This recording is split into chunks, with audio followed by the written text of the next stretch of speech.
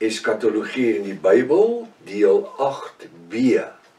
Ek is professor Nanus Redlinghuis van die Eerste Gemeente van Jaffa in Suid-Afrika, Victoria, Montana, ook internasionaal. Sou dit wees dat dit die eerste keer is dat jy na die reeks kyk, wil ek vra hierdie spesifieke gedeelte, wil ek vra gaan na deel 8a, want dan het jy reeds al 'n gedeelte gemis hierso op hierdie gedeelte. Sou jy belangstel in enige van my boeke wat ek geskryf het? Ek dink spesifiek aan die boek, die 2 sleutels tot die boek van Openbaring. Uiters noodsaaklik, is 'n A4 boek, 460 bladsye dik. 25 jaar van my lewe net in navorsing in daai boek. Sou jy belangstel, kan jy ons kontak by ons WhatsApp nommer 0722 367-124 of gaan na my webtuiste https://jaffa.co.za. Dit is uiters belangrik dat u ook inteken, of soos die Engelsman sê, subscribe, sodat u dis op YouTube, sodat u al die verskillende studies kan ontvang waarmee ons besig is, en daar's 'n hele magdom studies. Deel ook die inligting met die vriende en familie, en vir die wie die omgee. Dit is baie belangrik dat jy ook 'n Bybel byderhand moet hê, ten minste 33 of 53 Afrikaanse Bybel, 'n pen en 'n skryfblok, want ons is besig met studies. En dan baie belangrik, ek moet dit maar in Engels sê, want in Afrikaans klink dit nie dieselfde nie. Bring 'n seatbelt of 2 saam, want jy mag dalk uit die stoel uitval. Terwyl van ons nuwe kykers wat vir die eerste keer kyk, ons vereenselwig ons nie met enige instansie of groepe in die wêreld nie, enige messiaanse groepe, die Israel Visie groepe, die Hebrew Roots Movement, die Sacred Name Movement, die JAB beweging, Jehovah se getuies, 70 Adventiste, Katolieke kerk. Jy noem dit wat 'n kerk jy wil in die wêreld. Ons is nie deel van enige protestante beweging of niemand in die wêreld nie. Ons is deel van 'n eindtyd Bybelstudiegroep en ons funksioneer reg oor die wêreld. As jy eers begin kyk na die studies en die lesings, sal jy agterkom, hier word nie geld gepreek nie, ons spreek die tiendes en ons spreek prosperity nie, niks nie. As jy wil saai in die bediening, is jy baie welkom, als kos geld, dit hang van jouself af. As jy nie wil saai nie, dan bid jy net vir die bediening. Dit is die minste wat jy kan doen. Ons gebruik hoofsaaklik, jy gaan agterkom, die antieke Hebreëse Restoration of the Original Sacred Name Bible. Dis die Bybel wat Dr. Joseph Briand Rottenham vertaal het in 1860. Hy het 'n 1611 King James Bible gebruik en uit hom uit dan die bonatuurlike geopenbaarde name invertaal. Dis die beste Engelse Bybel streep Hebreëse Bybel wat jou hande kan oplê. In hierdie Bybel, en ons verwys na dit, is die naam Jesus in werklikheid Jaffa Shua. Die naam van God is in werklikheid Elohim. Die naam van die Here is in werklikheid Jaffa. En die naam van die Heilige Gees in werklikheid die Ruach HaKodesh. Nou ek gaan ter wille van die studies gaan ek albei name gebruik, maar so in hakies. Ek sal praat van Jaffa Shua, dan sê ek Jesus of Jesus Christus. Of ek sal dalk sê die Ruach HaKodesh, die Heilige Gees. Ter wille van u wat dalk vir die eerste keer kyk. Goed. Ons is besig om te kyk na die eskatologie in die Nuwe Testament.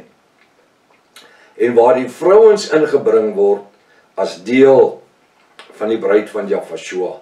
Waar ons in die vorige hoofstuk gesien, die vrouens het geen deel gehad in die verbond met Abraham nie, want hulle kon nie besny word aan hulle voorhuide of wat ook al nie, want die vrouens is nie so gebou nie.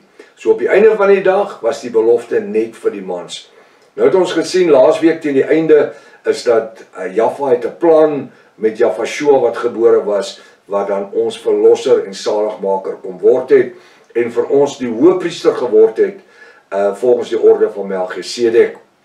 As jy nou regtig 'n baie interessante reeks wil volg, kyk na die boek Hebreërs. Begin by Hebreërs hoofstuk 1, dan werk jy om deur. Dit vat 'n bietjie tyd, maar dit is die lekker van Bybelstudie. Selfs van Hebreërs 1 vers 1 af, vat 'n seatbelt vas saam, want jy gaan uit jou stoel uitval. Inteendeel moet jy 'n paar saamvat. As jy Hebreërs 1 hoofstuk 1 alleen, val jy 'n paar keer uit die stoel uit. Want dis waar jy gaan sien hoe die seun van Jaffa ontstaan het, volgens die Bybel, en nie volgens kerke nie. Nou kyk ons, die besnydenis gedoen sonder hande, die besnydenis gedoen sonder hande, want die besnydenis van Abraham en Moses en die ouens aan vir 1000 jaar na Moses, vir meer as 1000 jaar was die besnydenis deel van die 613 wette van Moses. En hy sê daarso in Hebreë 7 vers 18, dat Jaffa die 613 wette van Moses tot niet gemaak wees die swakheid en die nutteloosheid daarvan. So ek gesê, gaan kyk na die Hebreërsreeks. Besnydenis gedoen sonder hande. Kolossense 2 vers 11 tot 14. Kolossense 2 vers 11 tot 14. Inteendeel dat ek laasweek vir julle gesê, gaan doen 'n bietjie huiswerk en gaan lees die gedeelte vir jouself. Vers 11, hy sê, in wie julle dus die heidene ook besny is, met 'n besnydenis wat nie met hande verrig word nie. Nou as hy sê, in wie julle dus die heidene, en natuurlik die dames ook, ons was almal heidene. Die woord sê, julle wat geen volk was nie, het ek uitverkies om my volk te word. Mans en vrouens. Ou Testament was net vir die mans. Dit was net vir Israel. Maar hierdie is ook vir die heidene.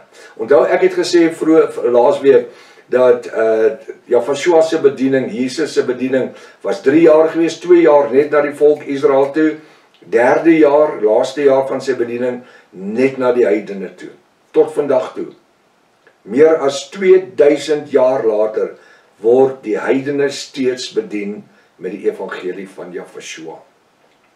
En wie julle, dis die heidene en ook die vrouens, ook besny is met 'n besnydenis wat nie met hande verrig word nie.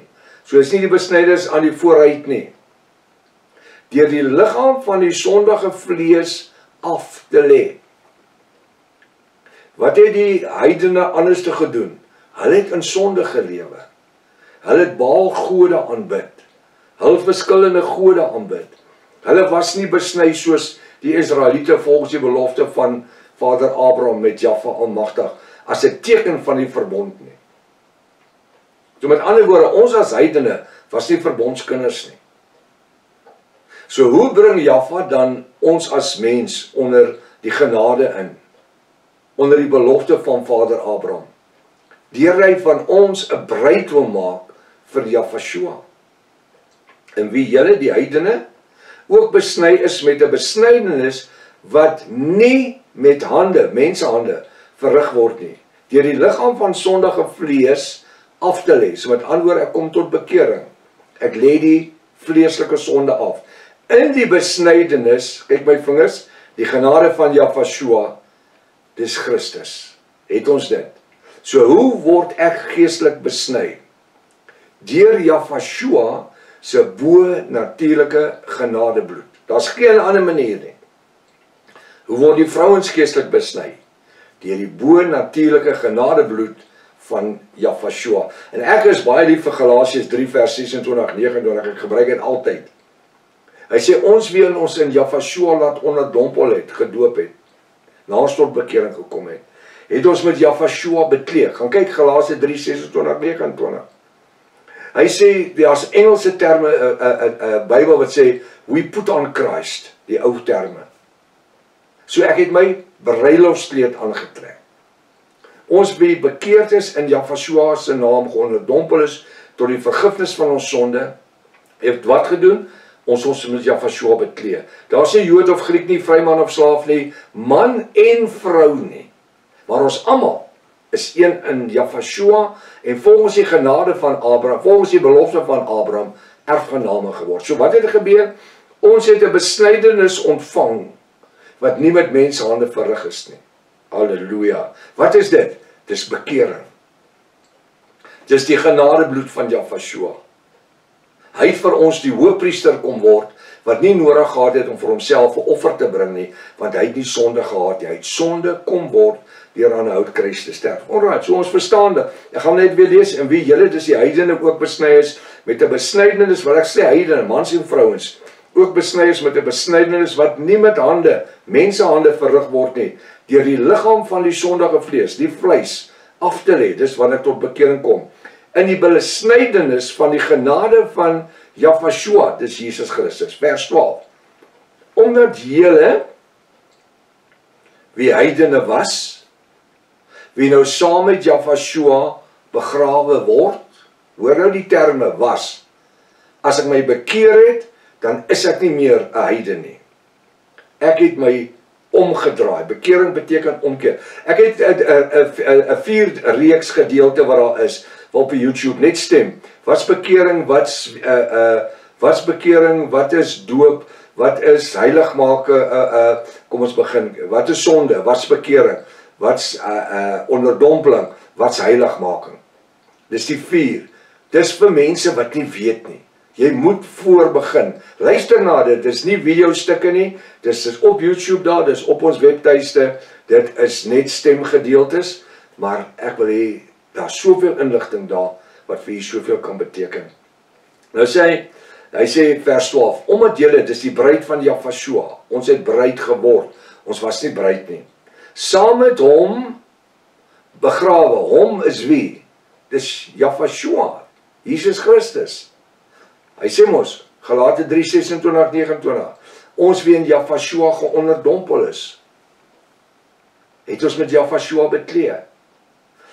Ons is saam met hom begrawe. Romeine 6 vers 1-12, skryf, Romeine 6 vers 1-12, sal ons in die sonde bly dat die genade meer kan word, nie sterrig nie, ons wat die sonde afgelê het, hoe kan ons nog daar lewe? Weet jy dat ons almal wie in Jafashua geonderdompel is, in sy dood geonderdompel is nie?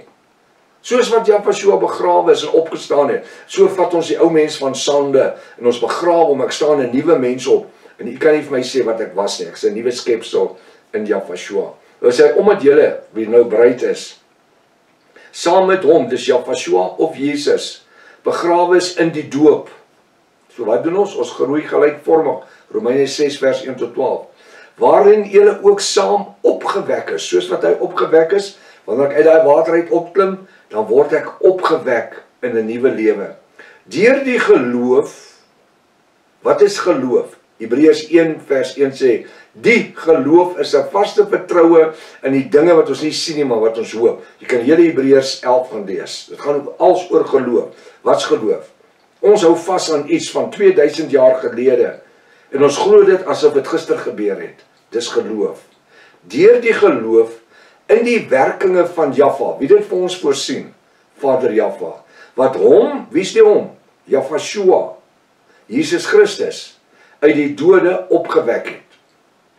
So wat doen hy hierso? Soos wat hy Jafashua uit die dode het opgewek het, en hom 'n nuwe lewe gegee het, hy is natuurlik die enigste Elohim, of God, wat uit die dood uit opgestaan het. Nou groei ons gelykvormig aan sy begrafnis, sy sterwe, sy begrafnis en sy opstanding. Geestelik. Nou kom die Bybel, hy sê, waarvan die teebeeld die doop my ook red. Deurdat die doop alleen kan my nie red nie. Dis die genadebloed van Jafashua wat my red, van my sonde en ongeregtigheid. Maar die doop begrawe ek die ou mens, en daardeur die nuwe mens wat opstaan, word ek gered. Paulus sê, ek is 'n nuwe skepsel, die ou dinge het verby gegaan, alles het nuut geword. Ek wil net vers 12 lees, omdat julle, dis die bruid van Jafashua, Jesus Christus, saam met hom, dis Jafashua, begrawe is in die doop, waarin hy ook saam opgewek is. Ek wil net hierso sê, toe jy as kind gedoop is, as babietjie gedoop is, dit beteken niks, azuko, nothing. Dit het geen geestelike betekenis nie, want die Bybel sê, bekeer jou en laat jou doop. Verstaan ons dit? Bekeer jou en laat jou doop. Markus 16 vers 16 sê, hy wat glo en hom laat doop, sal gered word. Hy wat nie glo nie, sal veroordeel word. Kan 'n babietjie glo? Nee, hoe kan hy glo? Kan 'n babietjie hom laat doop? O nee, maar hy sê, sy ouers se sondes. Nee, hy sê van die 3de en die 4de geslag van die wat my haat. Ouers wat kinders doop, staan vas in die geloof. Hulle is protestante, hulle is Christene soos die kerk hulle noem. Ek is nie 'n Christen nie, ek is 'n Jafis. Jammer, is ook nie 'n protestant nie, ek is 'n Jafis. Want protestantisme is geskep deur die Katolieke. Ons is dit nie, ons is bruid van Jafashua. Ons is anderster. Omdat julle, dis die bruid van Jafashua, saam met hom, dis Jafashua, Christus begrawe is in die doop, Babietjie kan nie begrawe word nie. Waarin ook saam opgewek word, 'n babietjie kan jy nie opwek nie. Deur die geloof in die werke, 'n babietjie verstaan niks van die geloof in die werke van Jahwe nie. Wat hom Jahwe uit die dode opgewek het, die babietjies weet niks daarvan, die kinders weet niks daarvan nie. So onderdompeling het niks met kindertjies te doen nie. Kinderbesprinkeling is deel van 'n katolieke doop. Kry my reeks, luister na my reeks, besprinkeling of onderdompeling. Asseblief, gaan doen dit. Doen jou studie. Moenie deur dit jaag nie, daar's 10 gedeeltes daarso. Besprinkeling of onderdompeling. Vat jou Bybel saam. Stap jy deur dit. En as jy klaar is en ek het rabbies gepraat, dan bel jy my en sê prof, jy het goed rabbies gepraat. Maar geef my die regte skrifte, hoor. Vat my saam hemel toe. Ek gee vir jy alles wat ek weet. Wat seker maak jy gaan hemel toe. So moenie my laat verlore gaan nie. Kom ons kyk na die volgende skrifgedeeltes, hoe verduidelik apostel Paulus hierdie besnydenis, want ons is nou besig om te kyk na die geestelike besnydenis. Filippense 3 vers 3. Filippense 3 vers 3. Goed om altyd die 33 Bybel byderhand te hou. Net nie die 83 Bybel nie. 33, 53. Net die 83 nie, 83. Tussen die 33, die 83 en die 83 natuurlik 9000 skriftuurlike veranderings en 18 totale versweglatings. Kry my boek, waarom 'n 4de Afrikaanse Bybelvertaling. Maar koop sommer 'n nuwe boks seatbelts, want jy gaan jou rug beseer. Filippense 3 vers 3. Want ons, die apostels van Jahwe, kyk, as ek nou vir sê, as hy sê, want ons is die besnydenis, want ons wat Jahwe, as hy so lees, hoe verstaan jy dit? 'n Kind verstaan dit nie eers nie. En dis hoekom ek die legkaart studiegids Bybels vertaal, die hele Nuwe Testament. Dis 'n hele ensiklopedia van 7 boeke van 500 bladsye dik, A4, sulke dik. Hulle weeg 1,5 kg. Daar's al plaat 3 uit. Ek is besig met die 4de een, waar ek die Nuwe Testament vertaal in Afrikaans, en ek sit al die skrifte wat die Katolieke in die Bybelgenootskap weggevat het, bring ek terug in die oorspronklike skrif vir u, sodat u kan dit gebruik. As jy 'n legkaart het, 'n puzzle van Mona Lisa, en hy is 10 miljoen rand werd, en daar's een stukkie van die legkaart of puzzle weg, wat is daai legkaart werd? Niks. Niks. Jy kan maar 'n ander stukkie sny en daar verf en insit. 'n Kenneroog sal hom onmiddellik optel, of jou lag. So wat doen ek? Hierdie geestelike legkaart wat die Katolieke in ons Suid-Afrikaanse Bybelgenootskap kom verkrag het, ek sit al daai stukkies vir jou terug. Ek bring dit terug. En ons praat ook van die 18 skrifweglatings wat hulle weggelaat. Hoe kan jy 18 verse weglaat uit 'n Bybel uit? Dis hoe ek sê die 83 Bybel vir die Bybelgenootskap van Suid-Afrika, en ek het vir Dominee Gerrie Christinger en die ander het gesê in 2012 toe ek die petisie teen hierdie 2016 Bybel gehardloop het, wat eers in 2020 uitgekom het. Ons het 3,5 miljoen mense gehad wat ons petisie geteken het en ons hom geblokkeer. So op die einde van die dag het ek vir Dominee Gerrie Christinger gesê, hoe lewe julle met julleself, terwyl Openbaring 22 sê, jy mag nie 'n titel of 'n jota van of iets weglaat in die Bybel het, of byvoeg nie. Julle laat sommer julle verander sommer 9000 skriftuurlike veranderings. Julle laat 18 verskillende versweglatings. Hoe lewe julle met julleself? Maar dis 'n vrymesselaars besigheid. Dis all about the money, né? Nou sê, en ek verduidelik maar in hakies, dis hoe ek nou gepraat het oor die legkaart studiegids Bybels. As jy meer wil weet, hulle is beskikbaar. Want ons, die apostels van Jahwe, is die besnydenis. Omdat hulle as Jode op die 8ste dag besny was. Al die apostels van Jahwe was besny gewees. Hulle was oorspronklik Jode gewees. Ons, nou sê hy, ek gaan weer vers 3, want ons het 'n aanhalingteken op die o, die apostels van Jahwe is die besnydenis. Hulle verteenwoordig die besnydenis, omdat hulle as Jode op die 8ste dag besny was. Ons wat Jahwe almagtig, die Gees, dis 'n hoofletter G, dis die Ruach HaKodesh, dien en in Jahwe roem en nie op die vlees vertrou nie. So hy vertrou nie op die 613 wette van die vlees nie. Hulle vertrou op die Ruach HaKodesh, die Heilige Gees. Apostel Paulus verduidelik dit dat die vleeslike besnydenis en die geestelike besnydenis by mekaar uitgebring het. En dit is juist dat hulle weer reeds die besnydenis van die vlees geleef het, Jahweh as verlosser, redder en saligmaker aanvaar het. En dat hulle nou gelei word deur die Ruach HaKodesh van Jahweh. So, wat sê Apostel Paulus? Hy sê dat hulle was die besnydenis gewees. Hulle was 'n voorbeeld van die besnydenis gewees. Maar dit het verbygegaan. Hulle het by die volëinde van hulle geloof uitgekom. Wie sê? Jahweh, die redder, saligmaker en verlosser. En nou word hulle gelei deur die Ruach HaKodesh.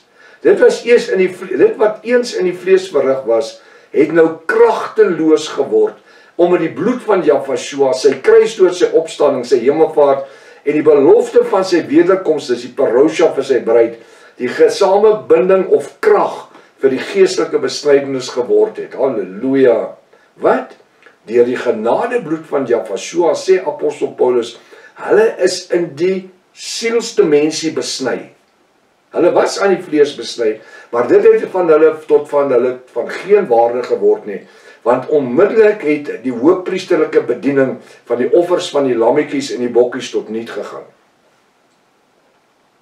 Wanneer ons nou die volgende skrifgedeelte verder bestudeer, sy presies weet waarna verwys word. Onbesnede in julle vlees, vers 13.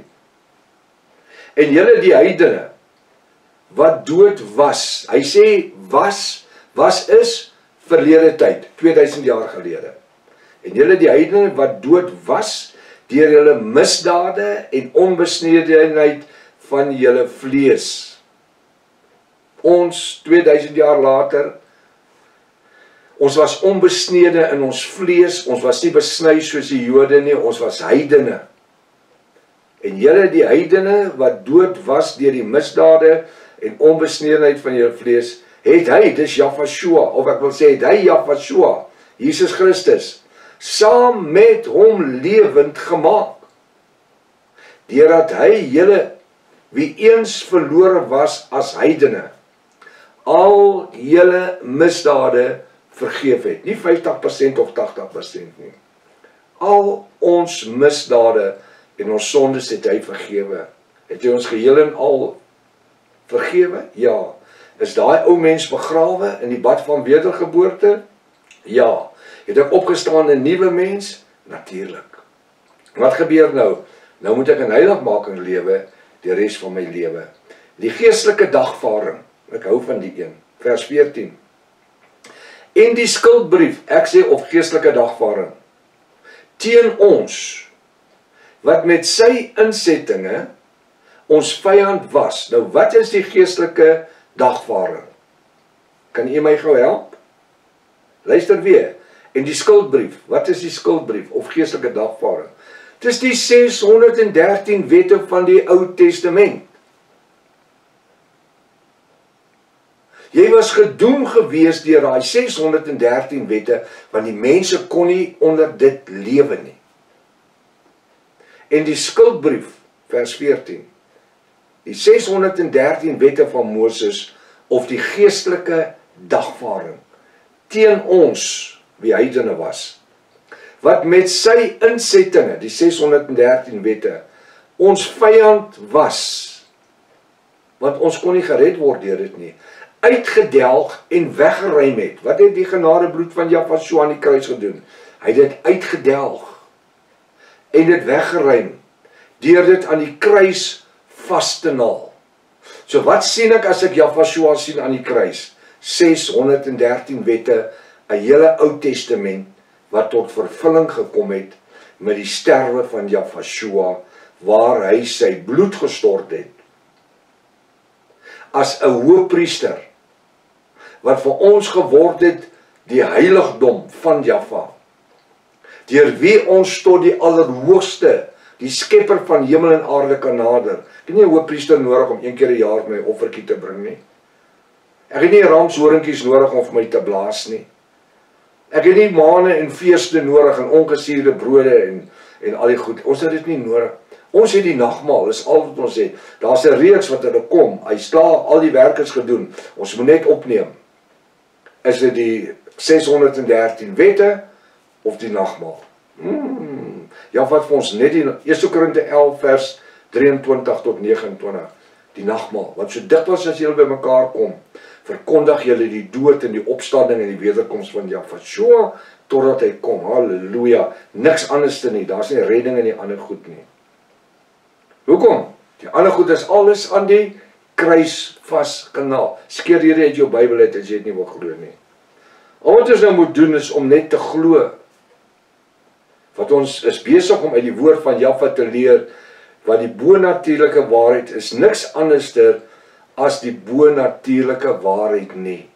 Wanneer ons dus die volgende skrifgedeelte lees, sal jy self ervaar hoe Jahweh almagtig deur sy woord hierdie skrifgedeelte bekragtig. Julle is kinders van Jahweh almagtig, dis natuurlik God. Nou hier is die skrif wat ek aangehaal het en nou het ek hom ingebring. Ek is so lief vir die skrif. Galasiërs 3 vers 26-29. Maar ek gaan vir jou 'n bietjie uitmekaar uithaal. Want julle, naamlik die bruid van Jahweh, is almal kinders van Jahweh almagtig, dis die Here God, deur die geloof in Jahweh. Nou wat gebeur hierso? Hier's 2-3 goedjies wat baie belangrik is. Vir ons sissies om deel te wil word van die koninkryk van Jahweh almagtig, moet u ook hierna luister. Jy moet hier aan kan deel hê. Want julle, naamlik die bruid van Jahweh, nie die ou besnydenis en alles nie. Die ou besnydenis en die ou verbond en goed het hulle tyd gehad. Prof, wat doen jy? Verwerp jy die Ou Testament? Nee. Nee, ek gaan vinnig iets verduidelik. As ek van Pretoria af Kaapstad toe wil ry, dan ry ek met die N1 en ek gaan deur Bloemfontein en dan as ek in Bloemfontein kom, is ek definitief ons nog nie in Kaapstad nie, maar ek ry deur Bloemfontein of so op die kant verby Kaapstad toe. As ek by die Nuwe Testament wil uitkom, Nuwe Testament, die N1, Nuwe Testament is Kaapstad, ek wil by die Nuwe Testament uitkom. Hoe kom ek daar? Ek ry deur Bloemfontein. Bloemfontein is die Ou Testament. Ek kan daar stop en brandstof insit en dan aanhou Kaapstad toe, verstaan nie? My destinasie is nie Bloemfontein of die Ou Testament nie. My destinasie is die genadebloed van Jahweh, met ander woorde Kaapstad. Maar ek verwerp nie om verby Bloemfontein te ry of die Ou Testament nie. Daar is seker goed wat vir my geestelike waarde het, maar dit is tot wille van leringe. Ons is nie gebind in die Ou Testament nie. Ons funksioneer deur die genadebloed van Jahweh en nie die bloed van bokkies en lammetjies en duwe nie. Wat vir net meer as 1000 jaar tot niet gemaak is weens die swakheid en die nutteloosheid daarvan, Hebreërs 7 vers 18. Want julle, naamlik die bruid van Jahweh, is almal kinders van Jahweh. Deur die geloof in Jahweh. So ek moet in Jahweh glo en dat sy genadebloed my vrymaak van my sonde en my oortredinge en laat ek geonderdompel moet word in die naam van Jahweh tot vergifnis van my sonde. Hy sê, want julle almal wat in Jahweh geonderdompel is, gedoop is, het julle met Jahweh beklee. Wanneer ons nou hierdie gedeelte bestudeer, is dit belangrik om te sien hoe Jahweh, die Vader, dis God, nou deur die bloed van Jahweh, dis Jesus Christus, die parallel trek tussen die vleeslike besnydenis en die geestelike besnydenis. Hy bring die twee langs mekaar. Julle is almal een in Jahweh, vers 28. Daar is nie meer Jood of Griek nie. Wanneer dit gebeur het wat in vers 1 vir my gesê het, wat het vers 2? Want julle almal wat in Jahweh geonderdompel of gedoop is, het is in sy naam natuurlik, het julle met Jahweh beklee, bruilofskleed aangetrek. Nou sê vers 28, nou is daar nie meer Jood of Griek nie. Die Grieke het die songod aanbid, die Jode het die besnydenis aanbid. Daar is nie meer slaaf of vryman nie. Die slaaf werk vir die ou en op 'n stadium word die slaaf 'n vryman. Daar is nie meer man of vrou nie. Die man was besny op die 8ste dag, as besnydenis is vir die mans, die besnydenis was nie vir die vrou nie. So daar is 'n onderskeid tussen Jood en Griek, vryman en slaaf, man en vrou. Ons is nie meer Jood of Griek, vryman of slaaf, man en vrou nie, want julle is almal een in Jafashua, wanneer ek tot bekering gekom is en geonderdompel is in die naam van die Vader, die Seun en die Heilige Gees. Nee. Dis katholieke name. Vader, Seun, Heilige Gees is nie name nie, is titels. Hy het nie gesê gaan doop in die name. Naam is enkelvoud. Hy sê gaan doop in die naam van die Vader, nie name nie. Hoe maklik is dit? Al klaar in die Seun is verkeerd. Vader is 'n titel. Ek is 'n vader, u is jou waarskynlik 'n vader. Seun is 'n titel. Ek is 'n seun, u is jou waarskynlik 'n seun. Heilige Gees is 'n titel. So wat is die naam van die Vader? Wat is die naam van die Seun? Wat is die naam van die Heilige Gees? Jy sien dis wat die Katolieke wegvertaal het. En dan onderdompel van die AGS kerk ook natuurlik die naam van die Vader, die Seun en die Heilige Gees. En daar's ander kerke ook wat dit doen. Is 'n Katolieke deel, Vader, Son, Holy Spirit. Vader, Seun. Nee, Jafashua het een keer gesterf en opgestaan. Wel, dis wat as jy wil doen wat die Bybel sê, Romeine 6 vers 1 tot 12 sê, ons groei gelykvormig aan Jafashua deur die bad van wedergeboorte. Wil ons in die sonde bly dat die genade nie kan word? Nee, stel ek nie. Ons wat die sonde afgelê het, hoe kan ons daarin wandel? Weet jy dat ons almal wat in Jafashua geonderdompel is, in sy dood geonderdompel is nie. Ons het gelykvormig gegroei. Soos hy begrawe is en opgestaan het, so word ek begrawe in sy naam en ek staan op, 'n nuwe skepsel. Jafashua was nie 3 keer begrawe, die Vader, Seun. En dan sê hy net een keer in die naam van Vader, Seun, Heilige Gees, volle evangelie, PPK, al die anders. Julle onderdompel maar nog steeds in 'n katolieke doop. Dis titels, sê 'n naam nie.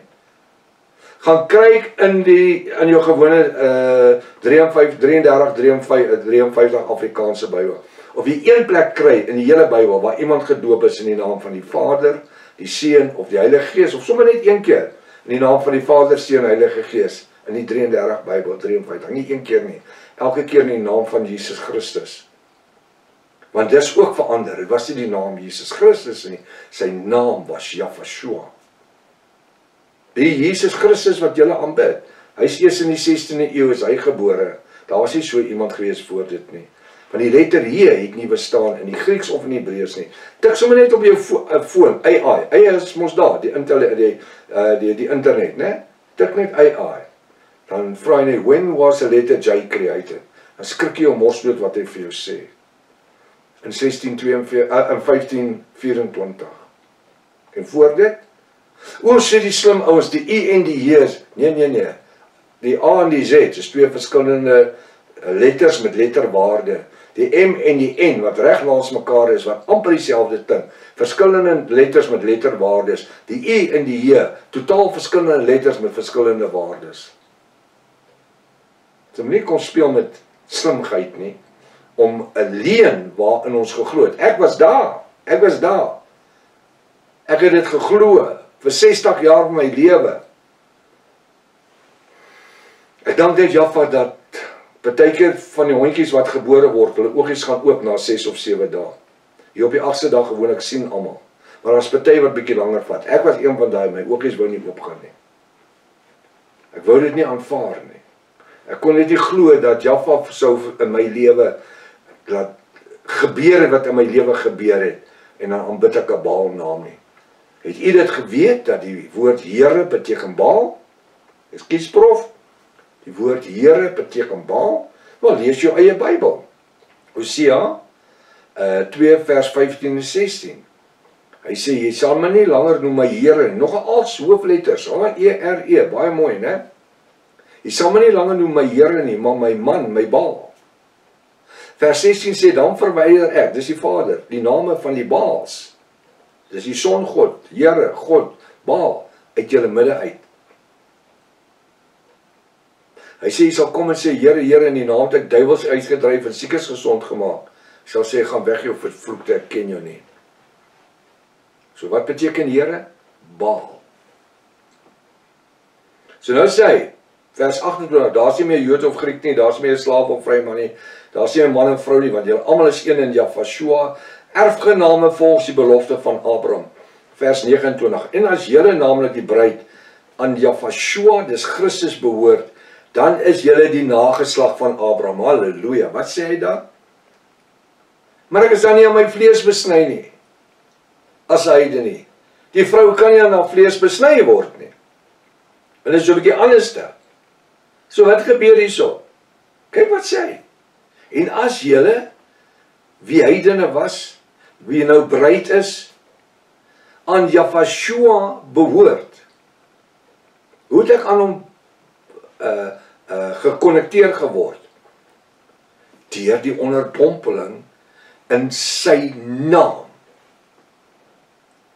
En as julle naamlik die bruid aan Jafashua behoort, dan is julle die nageslag van Abraham.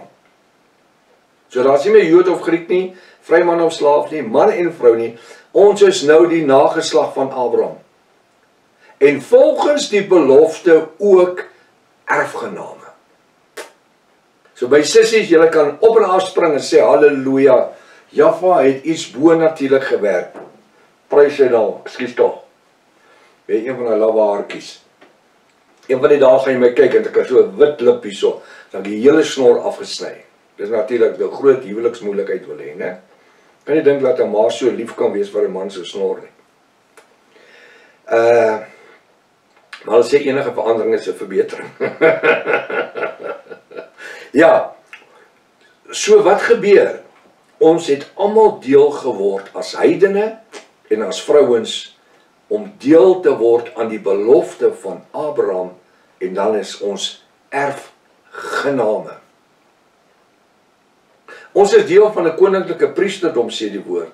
Hulle wat geen volk was nie, het Jaffa bymekaar gebring om vir hom 'n uitverkore volk te wees.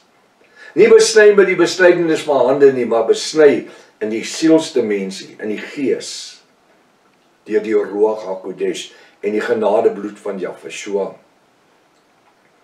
Beklee julle met die nuwe mens. Beklee julle met die nuwe mens. Kolossense 3 vers 10. Kolossense 3 vers 10.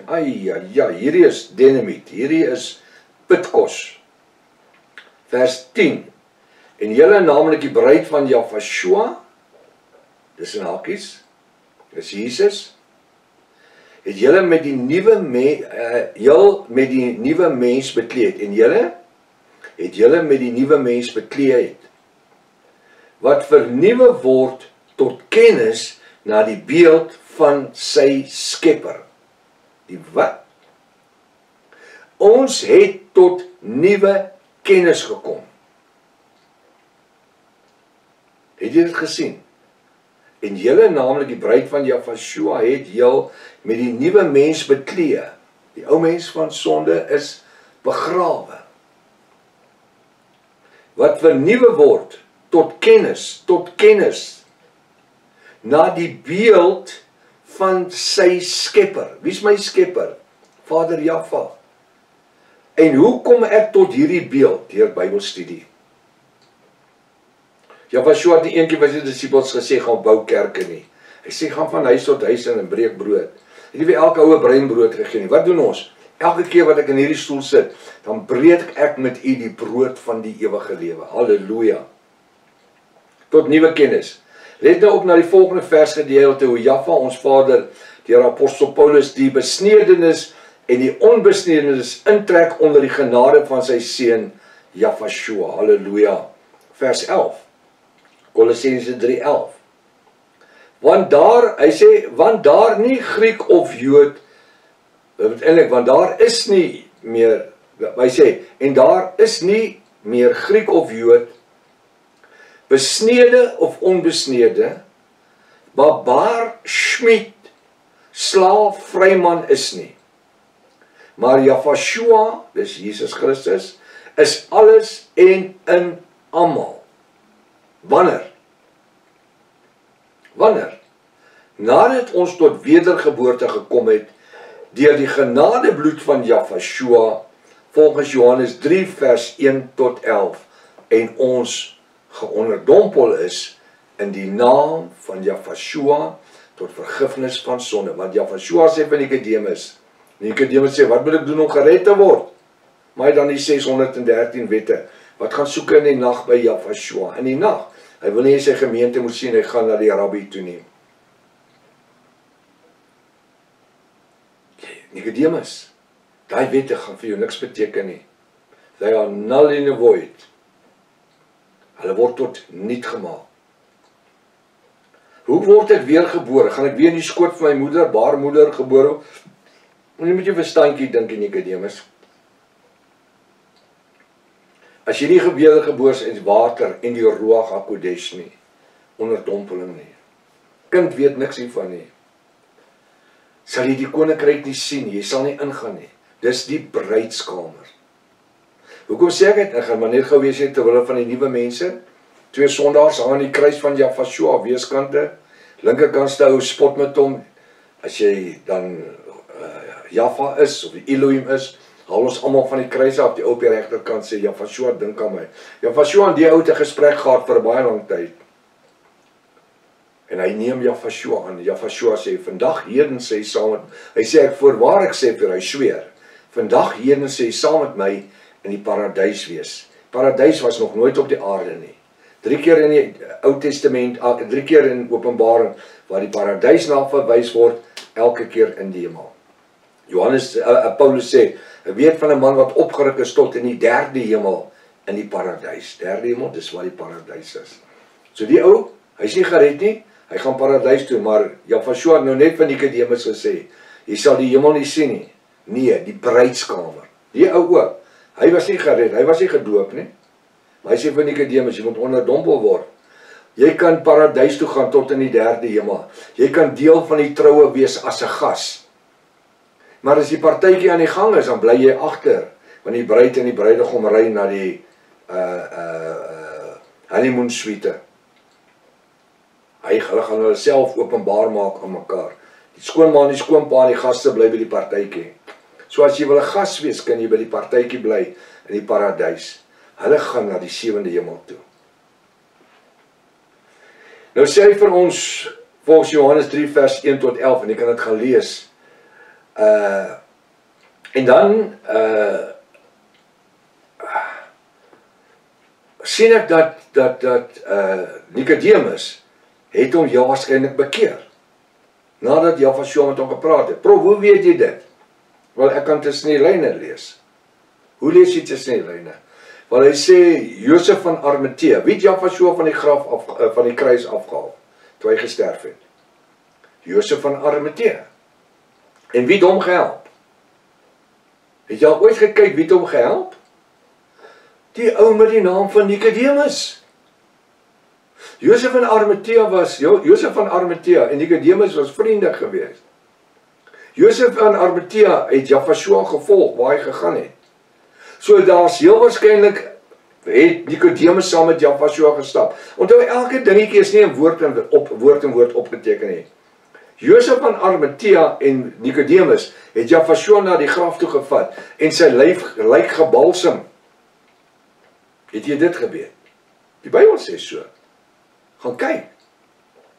So, nadat Jafashua met Nikodemus gepraat het, wat 'n rabbi was, wat 'n priester was in die Joodse opset oor die 613 wette, hy moes tot bekering gekom het. Want weet jy hoekom? Die gewone Jode was weggehou, volgens die 613 wette van Moses, mag hulle dan 'n lijk gevat het nie. Vernaam nie voor die Sabbat nie. En dit gebeur, wanneer Jafashua sterwe, is net voor die Pashach, die groot Sabbat, die fees, die nuwejaarsfees, die groot Pashach. Dis op die voorbereiding, die Woensdag, nie die Vrydag nie, die Woensdag. Gaan kyk na die reeks.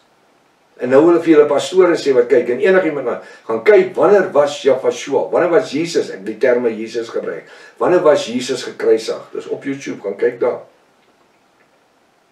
Wanneer was Jesus of Jafashua gekruisig, gaan kyk daar. Nie die Vrydag soos Goeie Vrydag, die Katholieke Vrydag nie. Hy's op die voorbereiding, die groot Pashach, die voorbereiding van die groot Pashach. Die groot Pashach sou Woensdag aand met son onder begin het. Hy's daai Woensdag het sy gekruisig en hy's begrawe voor die son gesak het. Baie interessant, né? Sien hoe die kerk ons geleer. Daar bly iets anders te sê, as jy glo aan die Vrydag, die Goeie Vrydag kruisiging en Sondag opstanding, Die Bybel sê hy was 3 dae en 3 nagte in die graf, soos Jona 3 dae en 3 nagte in die vis se buik was. Dis maar net 'n metafoor om te verduidelik van Jafashua se begrafnis en opstanding, 3 dae en 3 nagte. Hoe kry jy van Vrydag aand af na Sondagoggend 3 dae en 3 nagte? Sê my, hoe kan jy dit kry? Ek my kar persent kry. Ek het nogal 'n lekker kar, glo my. Alright? En ook as jy kan kry in die Bybel waar dit sê in die 1611 King James of die 3 Afrikaanse Bybel, selfs die 83 Bybel, waar iemand ooit gedoop was in die naam van die Vader, die Seun en die Heilige Gees, of in die naam van die Vader, Seun en Heilige Gees, dan sal ek ook my kar vir jou gee. Dis 'n challenge, né? Julle ouens wat nie karre het nie, hier's 'n kans. Vra die pastoor moet jy die skrifgie gee. Jy kan dadelik 'n kar wen. En ek sal op die kamera vir jou die sleutels gee. Alright. Ek wag al vir 30 jaar vir iemand of my te kom, my kar te kom haal. Ek het hierdie uitdaging uitgerig 35 jaar terug. Nog nooit iemand gekom en het kom die sleutels kom probeer haal nie. Maar die kerke doen nie goed. Nee, ons doen wat die kerk sê, weet. Ons moet die kerk gehoorsaam wees. Die Bybel sê baie is geroep, min is uitverkies. Vers 12. Ons kyk net so na vers 12. Kolossense 3 vers 12. Hy sê beklee julle hierdie heidene wie Jafashua, dis Jesus Christus se bruid geword het. Beklee julle. Hoe het ons beklee? Ons was heidene en toe word ons bruid deurdat ons Jafashua aangetrek het. Dan as uitverkorenes van Jaffa. Hier is die enigste skrifgedeelte wat verwys na die bruid as uitverkorenes. Daar's 2 ander plekke waar hy verwys na die uitverkorenes en dis Israel, die volk Israel, 1/3 van Israel. Een keer in die Ou Testament en in Openbaring. Die 1/3 van Israel wat gered gaan word in die groot verdrukking, kry my boekie 2 series tot die boek van Openbaring. Daar's so 23 boeke wat jy kan kry, moet dit nie mis nie. Dis 50 jaar se navorsing en studie, wel 58 jaar om presies te wees. Navorsing en studie so goed, daar's 26 dik boeke. Dis vir u gerief daar as jy wil kry, as jy wil nie kry nie. Dis vir julle self om te besluit. Sê ek wat armer is nie, in kennis nie, dis daar. Beklee julle dan, hy sê, hierdie heidene, wie Jafashua se bruid geword het, dan as uitverkorenes van Jaffa, heiliges en geliefdes, met innerlike ontferming, die innerlike is ontferming, groentierendheid, nederigheid, sagmoedigheid, lankmoedigheid. Het hierdie enigiets met die Jode te doen? Die ouens wat die 613 wette gehad het? Nee, luister wat sê ek, in hakkies. Hierdie verwysing is alles vrugte van die Ruach HaKodesh, die Heilige Gees. En kom nie in die lewe van ongoddelike mense voor nie. Vers 12 spreek van 'n persoon wat 'n geestelike besnydenis is deur die genadebloed, die bonatuurlike genadebloed van Jafashua. Ek gaan hierdie vers 12 weer vir u lees. Beklee julle dan, ons het ons nog aangetrek deur die bad van wedergebore. Hierdie heidene wie Jafashua se bruid geword het, dan as uitverkorenes van Jaffa. Dis nie die kerk nie, dis die bruid. Onthou wat ek gesê laas week, 500 ouens, my regterhand, 500 ouens sit in die kerk. Sondagoggend 10:00 gebeur die wederkoms. Gaan al 500 hierdie ouens hemel toe net om in die kerk sit? Nee. Jy gaan miskien 10 uitkom, 5 miskien, 10 of 5. Word uitgehaal uit die kerk uit, dis die bruid. Die kerk bly agter, die kerk gaan deur die groot verdrukking, die bruid word uitgehaal. By die einde van Openbaring 3:22, aan die einde van die genade tydperk van die gemeente van Laodicense. Ek vra altyd vir die pastore en die ouens, hoe kom die 7de gemeente tot sy einde? Die gemeente van Laodicense, hoe kom hy tot sy einde? Deur die wederkoms van Jafashua. Die kerk bly agter, hulle gaan die merk op die regterhand vat. Ja, ek het al baie keer gesê, daar's 'n paar wat dit nie gaan vat nie, hulle koppe gaan afsny word. Openbaring 6 vers 9. En hulle siele gaan rus onder die altaar. En dan sien jy daai siele wat die ewige lewe met hulle eie bloed gekoop het. Openbaring 20 vers 4. So ek lees vers 4 en dan sluit ek af. Ekskuus tog hierso vers 12. beklee Here hierdie heidene wie Jafashua se bruid geword het, dan as uitverkorenes van Jaffa. Hoekom ons is? Bruid. Heiliges, geliefdes, met innerlike ontferming, goedertierendheid, nederigheid, sagmoedigheid, lankmoedigheid. Het die kerk die goed? Nee, my broer, nee. As van daai ouens wat in die voorste bank sit op 'n Sondag om en dan ryk hy nog na brandewyn van gisteraand braaivleis. So hy het nie van goedertierendheid, ontferming gestel, niks, dit is vir die bruid. Dis die vrugte. Dis deel van die vrugte van die gawes van die Ruach HaKodesh. Hierdie verwysings is alles vrugte van die Ruach HaKodesh van Jaffa en kom nie in die lewe van ongoddelike mense voor nie. Vers 12 spreek van 'n persoon wie geestelik besny is aan die sielsdimensie deur die genadebloed van Jafashua en wie nou die vrugte van die Ruach HaKodesh, die Heilige Gees dra. Lees self Galasiërs 5 vers 22 weer. Ek sê net hierso, terwyl ons vereers van hierdie spesifieke bespreking gaan wegbeweeg, is dit steeds noodsaaklik dat hierdie hele skrifgedeelte sal onthou, omdat dit later 'n belangrike gedeelte van hierdie studie gaan uitmaak. Ons het 'n magdom inligting gedek vanaand. Vat jou Bybel, gaan kyk weer na hierdie video, vat 'n seatbelt saam, maak jouself vas, want daar is van julle wat nie wou luister nie, wat 'n paar beserings geestelik opgedoen het. Tot ander week as Vader wil. Maar hoor ek wil net sê, daar is 'n seëgedeelte in hierdie boodskap. Daar is 'n seëgedeelte. So moenie ander week mis nie. Maranatha. Jafashua kom weer. Halleluja.